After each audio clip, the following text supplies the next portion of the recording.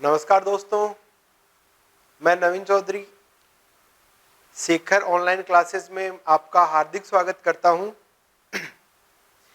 आज अपन जो टॉपिक पढ़ रहे हैं वो जंतु उत्तक का ही एक भाग है, जिसको अपन पिछली कक्षाओं से लगातार कंटिन्यू पढ़ते जा रहे हैं। ठीक है, तो अपन बिना कोई टाइम खराब करे सीधे टॉपिक पे पॉइंट टू पॉइंट बात करते हैं। सबसे पहले अपन बताने जा रहे हैं कि आज एक छोटा सा भाग पढ़ते हैं अपन। तीसरा जो मैंने बताया था, देखो ध्यान से सुनिएगा। तंत्रिका उत्तक कंप्लीट हो चुका है, उसके बाद में दूसरा संयोजी उत्तक कंप्लीट हो चुका है। तीसरा भाग पढ़ते हैं, तीसरा प्रकार पढ़ते हैं संयोजी उत्तक का, जिसको कहते हैं, ध्यान से सुनिएगा, बहुत छोटा सा प्रकार है जिसके बारे में मैंने स्टार्टिंग में बताया भी था आपको। ठीक है, बात करते हैं अपन मुलायम या लचीला संयोजी उत्तक, फ्लेक्सिबल कनेक्टिव टिश्यू। ओके दोस्तों, तो इसी में देखिएगा, इसे रेशेदार संयोजी उत्तक भी कहा जाता है। इसी को ही रेशेमय संयोजी उत्तक भी कहा जाता है, एक ही मतलब है। लेकिन आपको ज्यादा डीपली नहीं पढ़ना, इसमें आज तक एक ही क्वेश्चन बना है जो बना है कि ये कितने प्रकार के होते हैं।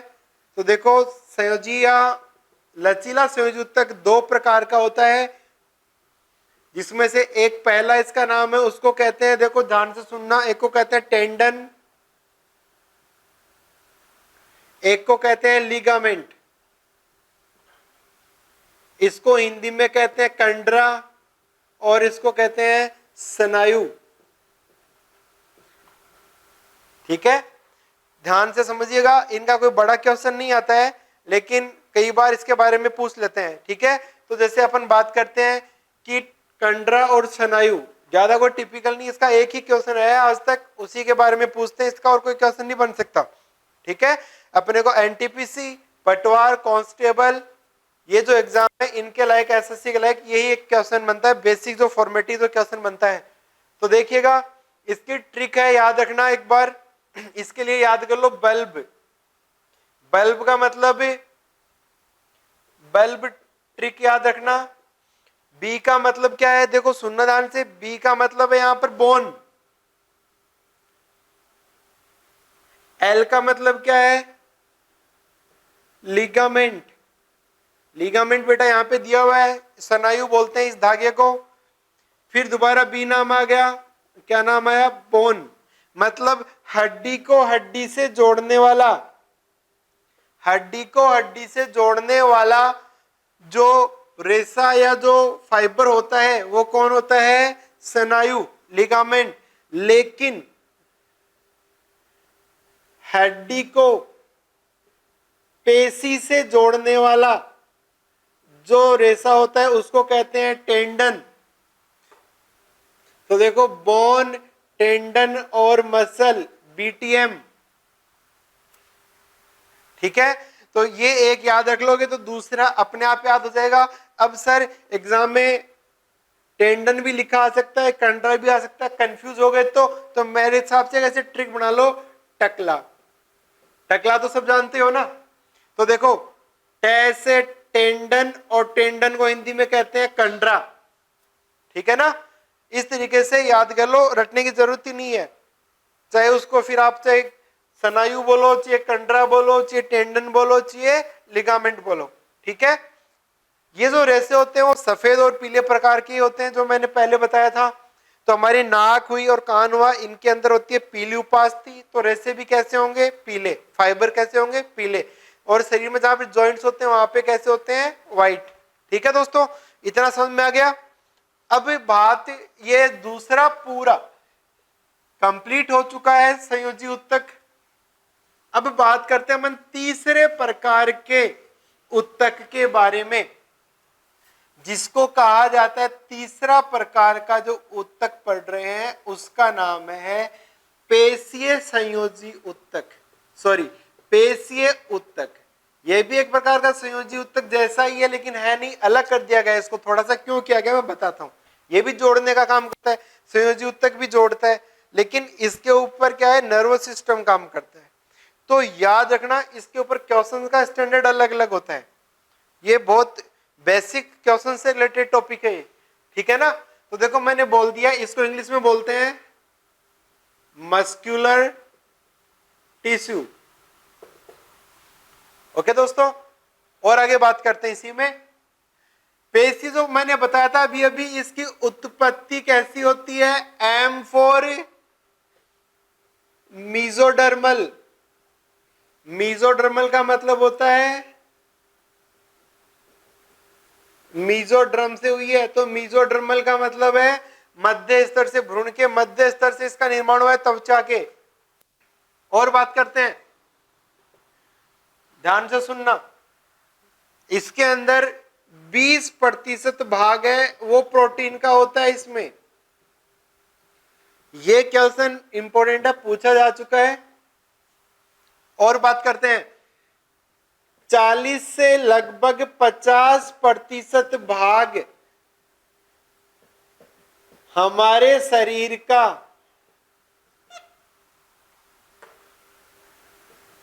भार मेंटेन करती है।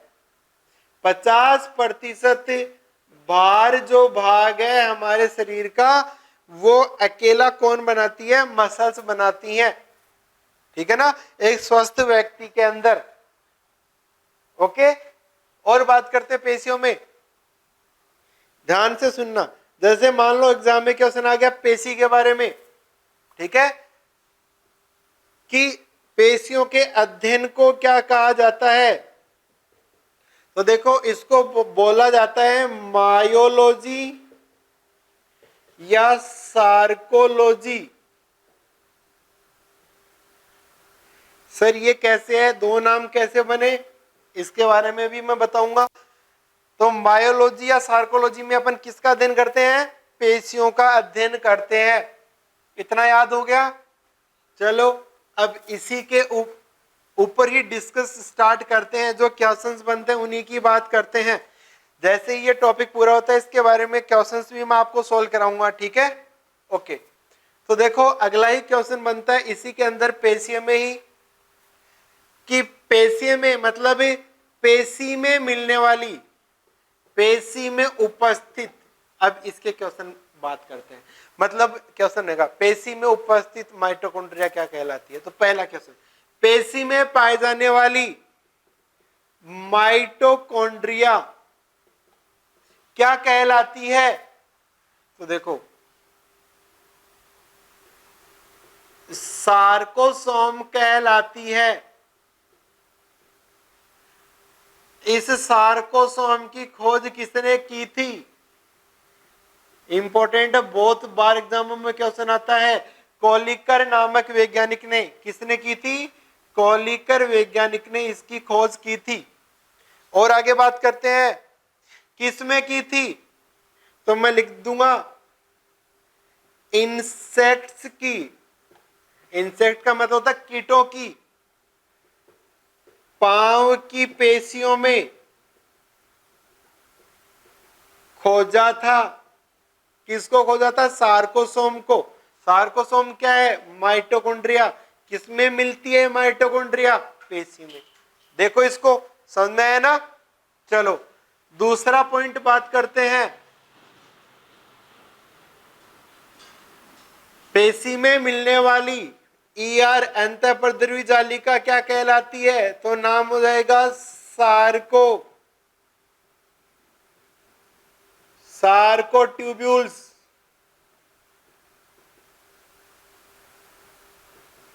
क्या बोलेंगे, सार्कोट्यूब्यूल्स। और आगे बात करते हैं, देखो तो यहाँ पे सार्को नाम आया, यहाँ पे सार्को नाम आया, है ना। तो एक ट्रिक बताता हूं, इंपॉर्टेंट ट्रिक है, याद रखना। सार्को कब यूज लेना है, मायो कब यूज लेना है।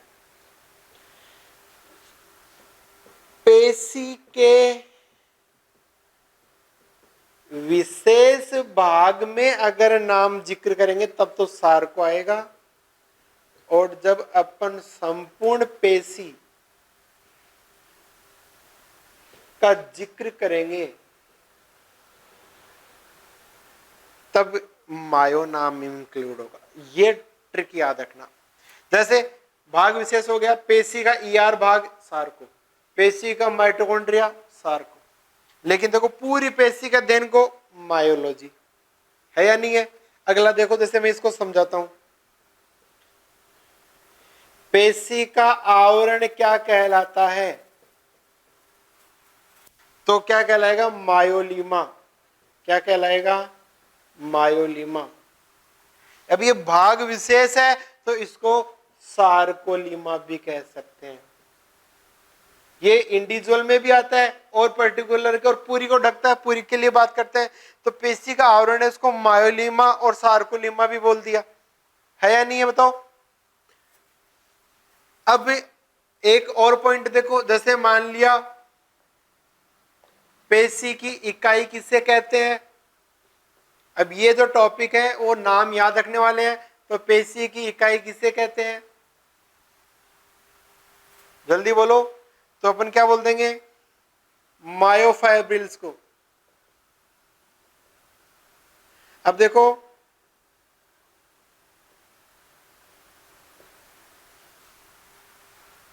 लेकिन इस चीज को थोड़ा मैं वेल डिफाइन करता हूं, समझना इस चीज को।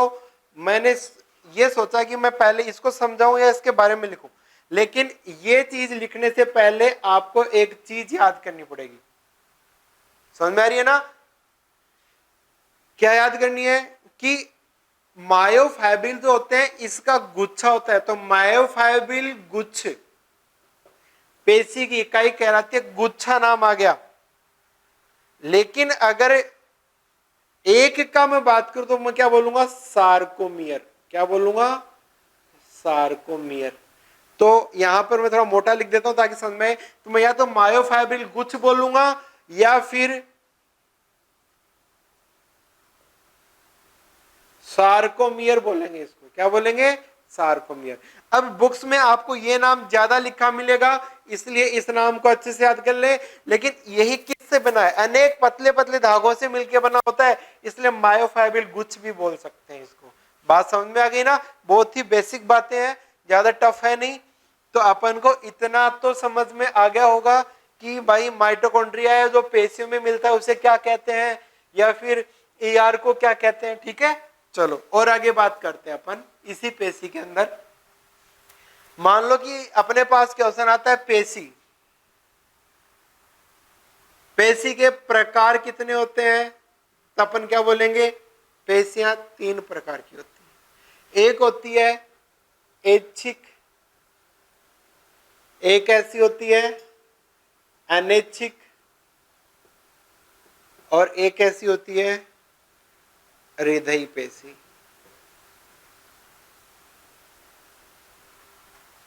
ठीक है ना। स्टार्टिंग में जब 2 ही प्रकार होते थे पेशी के, अनैच्छिक और ऐच्छिक, उस टाइम हृदय को भी अनैच्छिक माना जाता था। क्यों, क्योंकि अपन हृदय को नहीं रोक सकते। समझ में आ रही है ना, अपना इसमें नियंत्रण नहीं होता, ये लगातार काम करता रहता है। तो इसको पहले अनैच्छिक माना जाता था, फिर इसको वैज्ञानिक ने क्या किया, एक अलग दे दिया। कब दिया, तो अपन इसके बारे में बात करते हैं। ऐच्छिक पेशी है ना, इसी का दूसरा नाम होता है STRAITED, स्ट्रेटेड मसल। इसे ही कहते हैं रेखित पेशी, इसे ही कहा जाता है कंकालीय पेशी।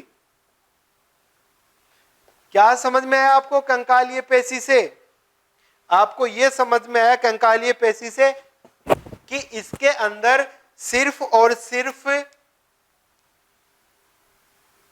ये नाम याद रखना है, मतलब हड्डियों से जुड़ी हुई होती है ये। रेखित पेशी मतलब एक सीधी रेखा में पाई जाती है। इसी का दूसरा नाम होता है, एक नाम और, क्या नाम होता है, इसे ही, इसी ऐच्छिक पेशी को कहा जाता है बेलनाकार पेशी, सिलेंड्रिकल। इसी पेशी को एक नाम और दिया जाता है, इसके बहुत सारे नाम है, इसके जितने नाम तुम याद करोगे उतने ही तुम्हारे लिए कम है। इसी पेशी को कहा जाता है बहुकेंद्र की, इंग्लिश में बोलेंगे मल्टी न्यूक्लिएटेड, जिसमें बहुत सारे केंद्रक हो। समझ में ही ना, ध्यान से सुनिएगा। इसे इन्हें कहा जाता है हमारे शरीर की सबसे मजबूत पेशी। इन तीनों में से कौन सी होती है? तो अपन बोलेंगे एचिक मसल्स। ध्यान से सुनना।